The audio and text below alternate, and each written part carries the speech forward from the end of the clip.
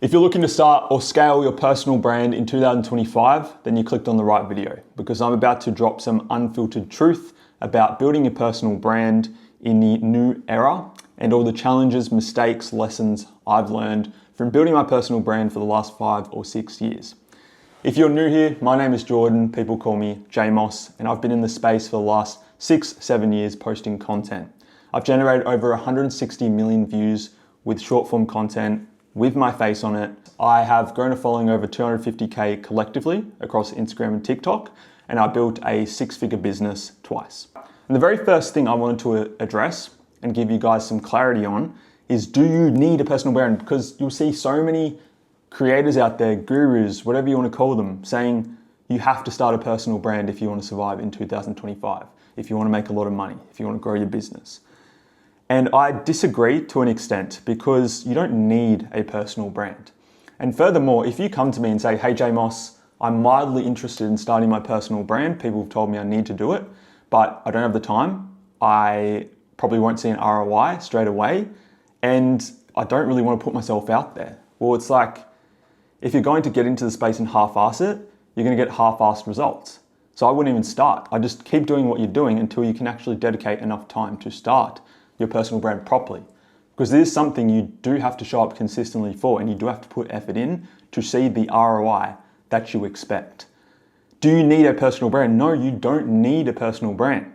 Would I advise that you do? Would I say that there's thousands of benefits and opportunities that come your way by starting a personal brand? 100%. And if you came up to me and said, should I start one? I'd say yeah, because I've had a really great experience building mine. It's changed my life despite the challenges, and it's my self-employed income. So I get to do this for a living. Post content, run a business in the background, and make money. But do you need one? No, you don't need one. You can survive without one. And if you're surviving, doing what you're doing, you don't want to put your content out there, then don't do it.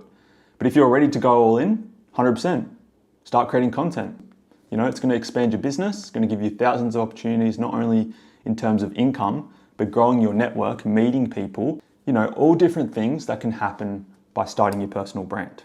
The downside, and this is something I talk about a lot, and I think it's way more important than your time, your money, when you're building your personal brand, putting your face out there online, it's your reputation. So the bad thing that can happen is when you start posting content and you make a silly mistake, it's out there for the world to see. It's your digital footprint, right? And you can easily jeopardize your reputation, as I've seen many people do before, by saying the wrong thing, ripping people off, things like this. And when you ruin your reputation, it's really hard to repair it. And I think about all the people who are selling courses right now, people who are just absolutely scamming people. You know the types of people, renting out Lamborghinis, flashing the Rolexes. I think about them a lot because yes, they might be making a lot of money now, but in the future, if they ever get exposed for what they're doing, for their inauthenticity and ripping people off, it's going to be very hard for them to repair their reputation, and people will not take them seriously in a professional circle. People stop buying from them and so forth. If you are going to post content, put yourself out there, just know that your reputation is very important. Without it, you can't make money. So always look at your content that you're posting and say, am I being authentic? Is this the right thing to post? And even when you're collaborating with people, is this the right decision to collaborate with this person? What is their background? What is their audience?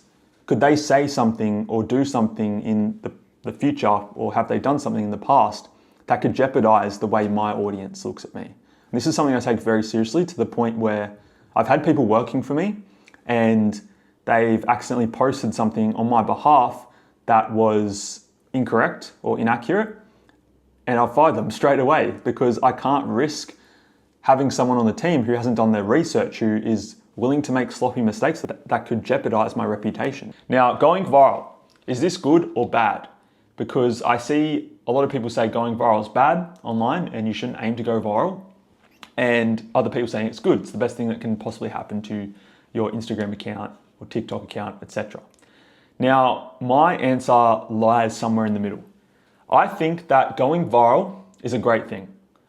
Whenever I've gone viral in my niche, keyword in my niche, or key phrase in my niche, it's always been something that has benefited my business and my personal brand massively. But what you got to remember is like going viral for the sake of going viral and getting heaps of views and attention is probably not a good business play. Yes, it's going to bring in mass amounts of people and eyes and attention, but the sole word of viral is it spreads everywhere. It goes really broad. So if you're trying to attract a particular type of person into your business and your aim is to create viral content, it's not a good idea to just get a bunch of eyes that aren't related to what you're selling and your ideal avatar. However, going viral in your niche is a great thing to happen because you're going viral under this umbrella where there's your ideal avatar and closely related people that can buy your product or become clients. It's not a bad thing. I wouldn't say going viral is a bad thing unless it's for the wrong reasons. So that's what you got to remember. Go viral in your niche, big tick. Going viral for the sake of going viral and attracting a bunch of attention and bringing in people into your following and business who don't even care about you or know you and aren't even interested in the topics that you post about, it isn't a good play.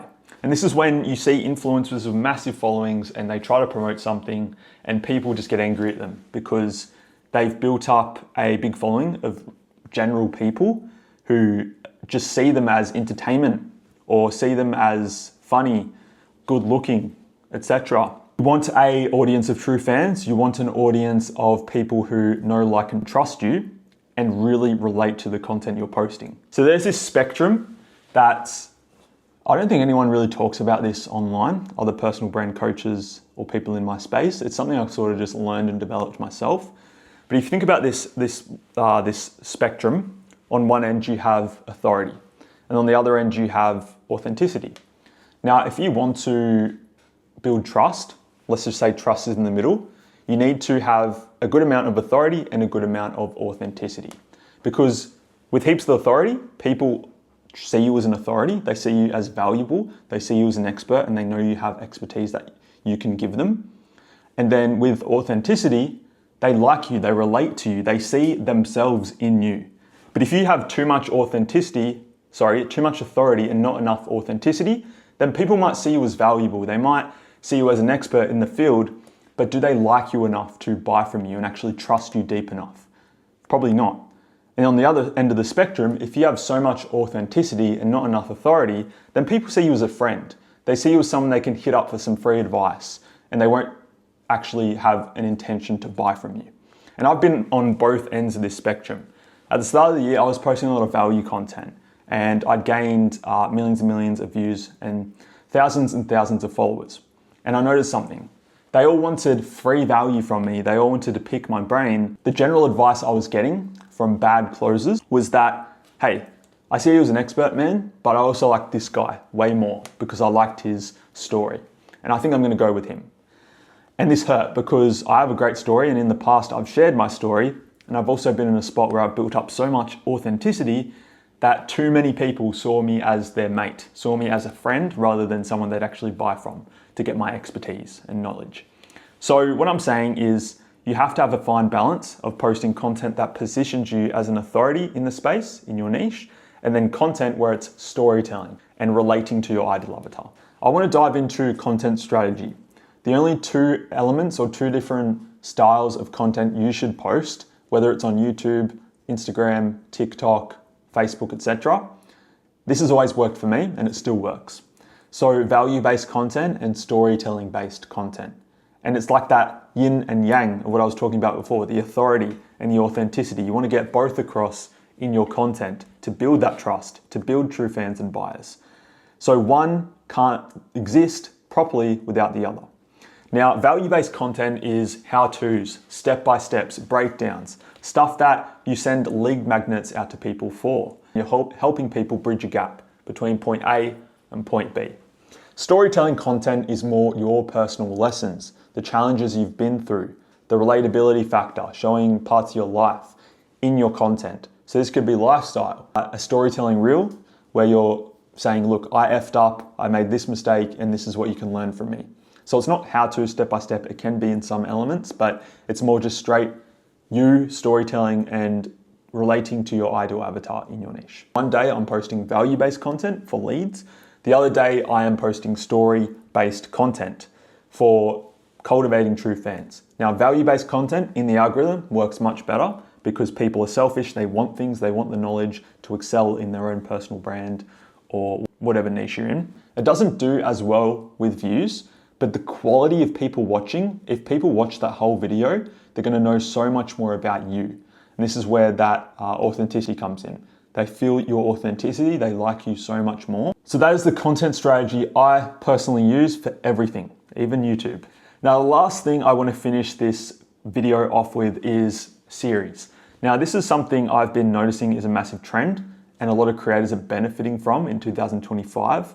And I started noticing it at the end of last year, actually, around December, is a lot of creators are blowing up by creating Instagram Reels series.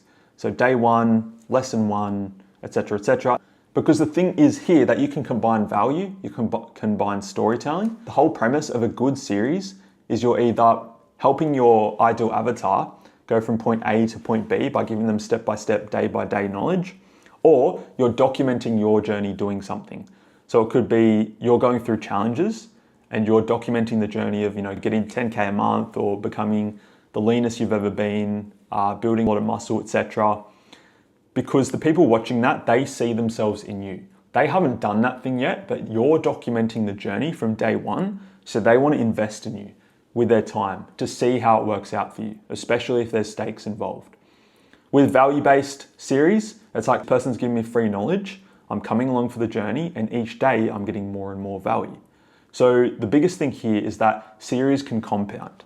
And this comes back to how I blew up initially back in 2023 with my Real Talk series, is I used to start the video off with Real Talk boys, and then I'd get into just some unfiltered advice. And I'd end the video with follow for more Real Talk. And it became a thing where the first video I posted was 20K views, around that. And I was like, okay, cool. This is a big outlier compared to the content I was posting before. Let's do it again the next day. So I kept the hook, kept the call to action. The next time it was 200K. And then it was 400K. And then the next one was 3 million, 4 million, up and up and up.